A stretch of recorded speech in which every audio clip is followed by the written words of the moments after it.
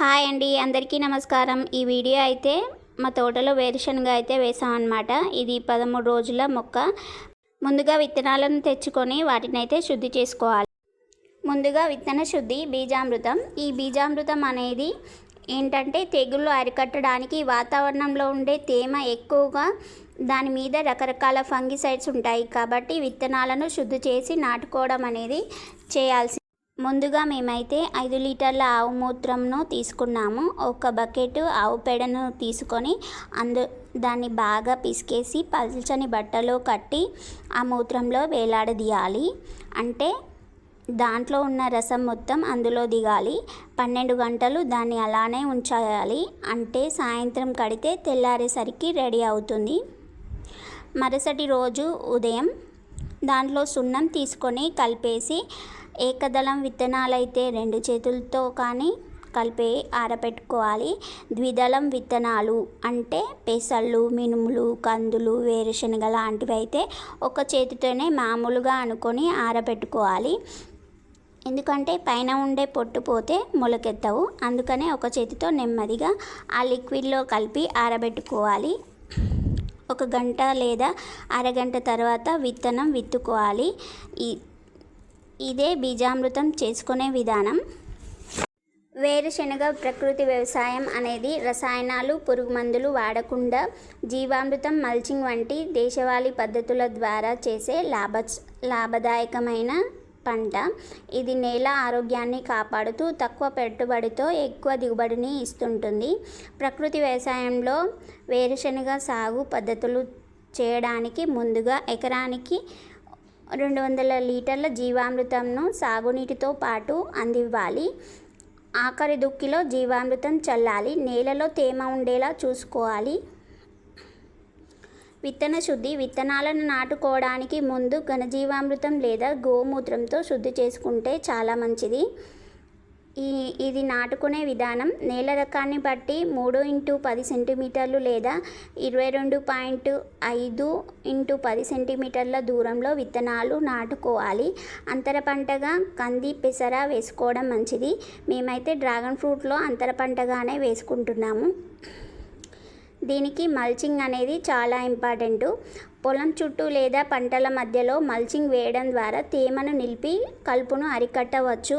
మాది నల్లరేగడి భూమి కాబట్టి మేము మల్చింగ్ వేయడం లేదు. ఎందుకంటే తడి ఎక్కువగా ఉంటుంది కాబట్టి. 15 నుండి 20 రోజులకు ఒకసారి జీవామృతాన్ని సాగునీటిలో కలిపి ఇవ్వాలి. అగ్నియాస్త్రం, నీమాస్త్రం ఉపయోగించి తెగుళ్ళనైతే అరికట్టుకోవచ్చు. వేరుశనగ కాయ కట్టే దిశలో జిప్సం వేయడం ద్వారా దిగుబడి బాగా పెరుగుతుంది.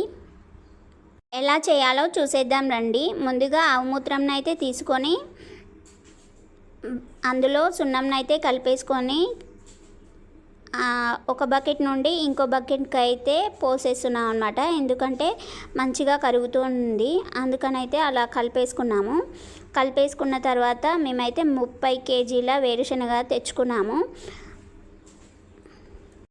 ఇవి నాటు వేరుశనగ విత్తనాలు. ముందుగా అయితే ఆ వేరుశనగని ఒక డబ్బాలో వేసుకొని అందులో ఆవు మూత్రంను అయితే కలిపేసుకొని ఒక చేతితోనే అలా పైన ఆనాలన్నమాట. అంటే గట్టిగా పిసికేయడం వల్ల పైన ఉండే పొట్టు ఊసిపోతుంది. అందుకనేసి అందులో ఆవు మూత్రంని కలిపేసి కొంచెం నెమ్మదిగా అలా అనేసి ఆరబెట్టేసుకోవాలి. తడి ఎక్కువగా ఉంటుందనే ఉద్దేశంతో జల్లెడ సహాయంతోనైతే మేమైతే వాటిని వడగట్టేసుకుంటున్నాము. ముందుగా వాటిని అలా ఆరబెట్టడానికి ఒక పట్టనైతే వేసుకున్నాము. ఇలా జల్లెడ సహాయంతో వాటినైతే వడగట్టేసుకోవాలి. అందులో ఉన్న ఆవు మూత్రం అంతా కిందికి దిగిపోతుంది అనమాట. అలా పట్టం మీద అయితే ఆరబెట్టుకోవాలి. మినిమం ఒక అర్ధగంట నుండి గంట తర్వాత వీటిని విత్తుకోవచ్చు. అలా అన్నిటినీ ఆరబెట్టేసుకున్న తర్వాత విత్తనం అయితే రెడీ అయిపోతుంది.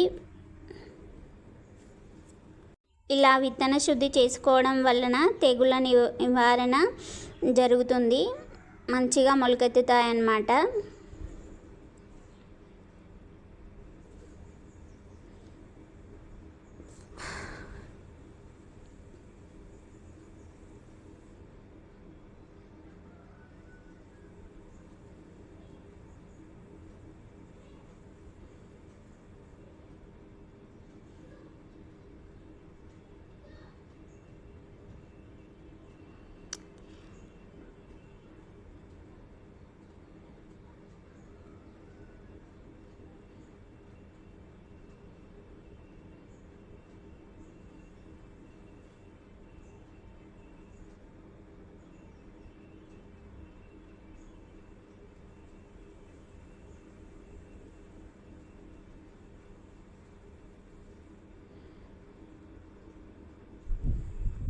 ముందుగా తోటనైతే ట్రాక్టర్ సహాయంతో సాళ్ళు అయితే కొట్టేసుకున్నాము. అలా కొట్టిన తర్వాత పైన గడ్డి తేలింది. ఆ తేలడంతో ఆ గడ్డిని వెదరడం ద్వారా సాళ్ళు అయితే కొంచెం మిస్టేక్ అయినాయి అన్నమాట. అందుకనేసి పార సహాయంతో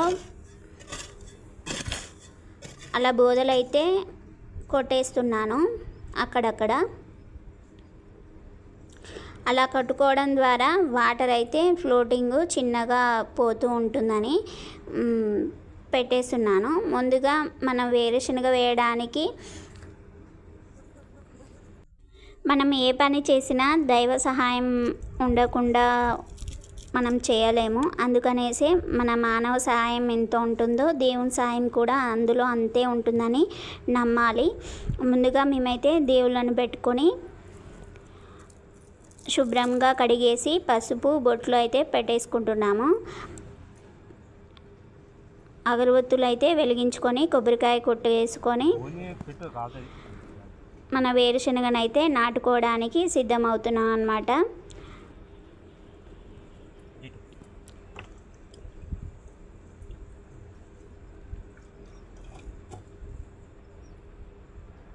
అందరూ మొక్కుకోండి మాకు మంచి లాభం రావాలని.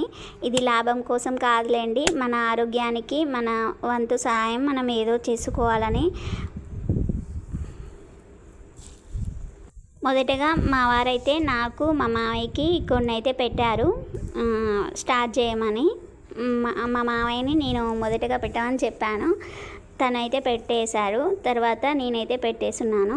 ఫోన్ చేతిలో ఉండడం వల్ల కరెక్ట్గా చూపించలేకపోయా. మా బావ అయితే స్టార్ట్ చేస్తున్నాడు. అది విత్తనాలు విత్తుకునే మిషన్ అన్నమాట. దాని సహాయంతోనే పెట్టేశాము. మనుషులు పెట్టాలంటే కొంచెం లేట్ అవుతుంది అనేసి. దాని ప్రైజ్ వచ్చేసి 6,000. పక్కన మొక్కజొన్న వాళ్ళు తెచ్చి వేసుకున్నారనమాట. వాళ్ళది అడిగి పెట్టాము. విత్తనాలు అయితే మంచిగా ఒక క్రమంలో పెట్టుకుంటూ పోతుంది. ఇలా పైకి 90 ఫీట్లు, కిందికి 90 ఫీట్లు ఉంటుందన్నమాట.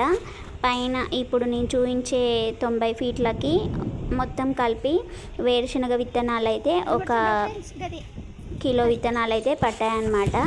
అలా ఒక లైన్కి వచ్చేసి 1 కేజీ విత్తనాలు అయితే పడుతున్నాయి.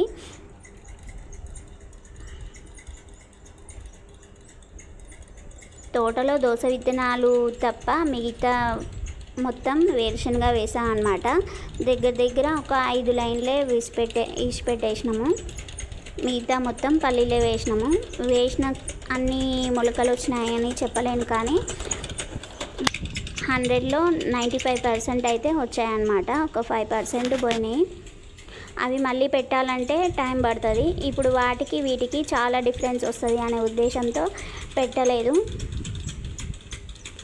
ఇవి పెట్టిన తర్వాత నీళ్లు కట్టేసి ఒకసారి నీళ్ళు తడ ఇచ్చిన తర్వాత 20 రోజుల దాకా నీళ్ళైతే పెట్టకూడదంట. మొదటగా నీళ్ళైతే పెట్టేస్తున్నాము. ఇలా నీళ్లు కట్టుకొని పెట్టుకోవచ్చు. అందులో డ్రిప్ కూడా వేసుకోవచ్చు. డ్రిప్ వేసుకొని పెట్టుకోవచ్చులే, కానీ చాలా టైం పడుతుంది అనే ఉద్దేశంతో వాటర్ అయితే పెట్టేస్తున్నాము. ప్రస్తుతం అయితే ఇలా ఉంది. ఇది 13 రోజుల మొక్క అన్నమాట. ఆల్మోస్ట్ అన్నీ వచ్చేసినాయని అనుకుంటున్నాం. 100లో 95% అయితే బాగా వచ్చినవి.